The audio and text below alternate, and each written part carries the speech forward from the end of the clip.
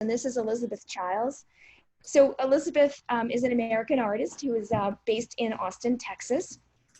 And her work is really, I mean, I've looked at so much of her work, and to me, it's all about sort of something woven images, layering, the idea of where our perception meets the image of the world around us.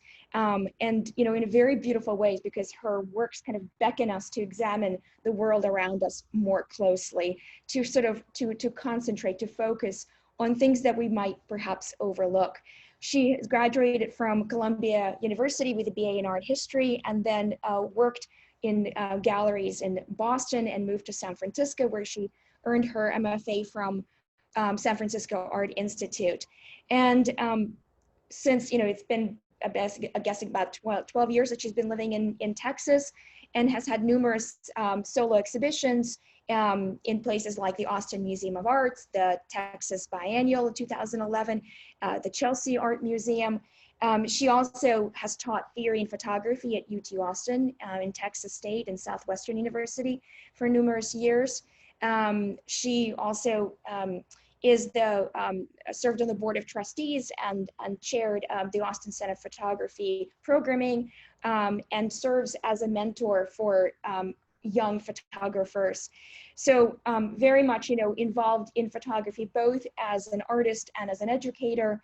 And again, the work is complicated, I think, you know, and very painterly. And so I returned to this image, Elizabeth, and I wanted to ask you, first of all, sort of, I mean, we're in nature here in this image, you know, can you tell us a little bit about us, where it is, how you sort of, how the process works for you? What exactly, you know, how do you capture what you're seeing in you know, in front of you? It's not a simple single shot. How do you kind of create those layered effects, those woven kind of effects? Yeah, thanks, Natasha. Yes, thank you. So this picture that I donated to her Justice auction is from a body of work I made called, that I entitled On Water. I made a group of pictures during historic flooding in Texas last year in 2019. And I photographed here in Austin on the Colorado River, which runs through the center of Austin. And the work was shot on film, on medium format film. The work is then processed, of course, and then I select a group of images that I think might work together to make a collage, to make a piece that starts to get at some of the questions I have around that landscape, how it is I feel the landscape can be perceived. And so those images are isolated, and I make high resolution scans here in my studio of those images. And then I start in Photoshop combining the images. And so it's a series of decisions about, you know, which part of which image is going to be used, how layering effects sort of complicate the space, and speak to, are we looking down into the water here? Are we looking up into a tree canopy? This sort of disorientation, which I find at once beautiful, sort of some of the experience of being in nature and being overwhelmed by the sensory elements of light moving through space, very much in the, you know, classic impressionistic sense of that, but then also this sort of disorientation of like, what is happening in this landscape. And so some choices that I make in terms of the light bleeds, this kind of pale purple blue that you see sort of at the bottom, and sort of has an atmospheric effect, but also is a little bit off. And then this sort of broad red bands, which of course are more distinct, which are actually the edges of the film that has been scanned and brought back into the picture. Those kinds of disruptions for me interrupt the sort of the reverie of the space, and sort of bring into question what's happening in the space. So that's one experience that I have in the landscape that we live in now, is that at once it's absolutely beautiful and brings me to like places of deep peace and reverie. And also that there's a sense that I have every day of what is the health of this landscape, and what am I actually called, how might I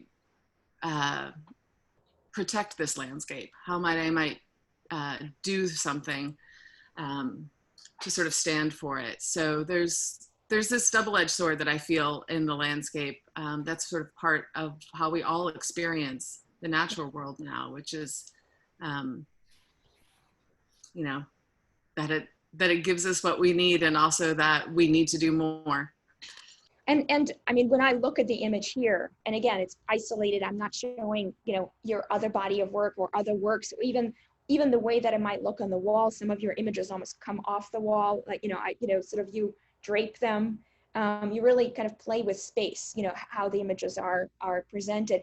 But I see this also as a bit of an abstraction of the landscape. You know, there's something of a gestural kind of effect that's produced, you know, where it is disorienting, that you don't know if you're looking up, you're looking down, you're looking, which way should it be? And in that way, sort of the idea of the, you know, the horizon line and looking forward is really taken away. It's abstracted, which I think becomes kind of a really interesting play on the shapes, on the forms, on the colors that you're producing, and the layering effect as well. I think it almost goes beyond that impressionism into the abstract kind of mode of looking at a landscape that can produce so much, both recognizable and, in this case, a little bit of a distorting, a little bit of a kind of a mystical kind of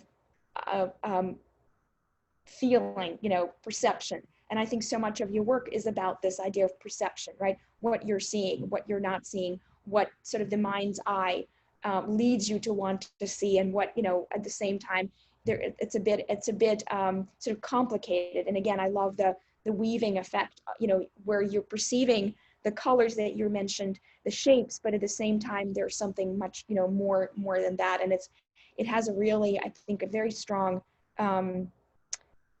sublime almost kind of sense to the work.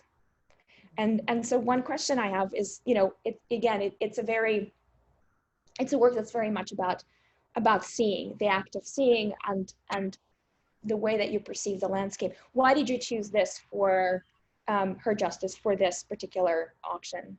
Mm-hmm. Well, it's an image that I feel, you know, very connected to, as it was fairly recently done and exhibited here at Central Library in Austin. I had an exhibition called On Water last year, and this was a central piece in that exhibition. So it's a piece that's really relevant in my practice right now. And I would just say something that really struck me at the beginning of shelter in place with COVID-19 is how much I and everyone that I knew in Austin and really around the world was connecting more deeply with the nature that was around them, whether that was their local park, whether it was the garden in their backyard. Of course, everyone we knew, ourselves included, was building a garden in their backyard, and you know, that the squirrels were loving. But this sense, I think, that we all have, that and know deeply, that nature heals us. We are from nature. We are part of nature. This is our future. Is something that I think during shelter in place has just been even more apparent to everyone. Mm-hmm. And so, yeah, it feels, you know, timeless to me, and also kind of the moment. Wonderful. Yeah, I think it's very well said that nature heals us. And it's true, so many artists have turned to portraying it in their work during these past few months. And what is your relationship in terms of, you know, with Her Justice, your involvement? Yes, I've been donating works for a number of years, I think maybe 8 or so, I'm not exactly sure. Kathy Kaplan, who spoke earlier, is, as you know, a photography collector. And during my time working in art galleries, I had the great benefit of knowing her, and she has been a friend of mine now for, you know, about 15 years, I think. So, you know, her involvement in it is profound, and the organization is incredible. I've had the opportunity to go to a couple of the auction benefits fundraisers in person and have been deeply moved by the work that's being done by her justice. You know, Yeah. No, so I'm grateful to give every year and do you know, do anything that I can to help raise money for this wonderful organization. absolutely. Thank you. Thank you very much.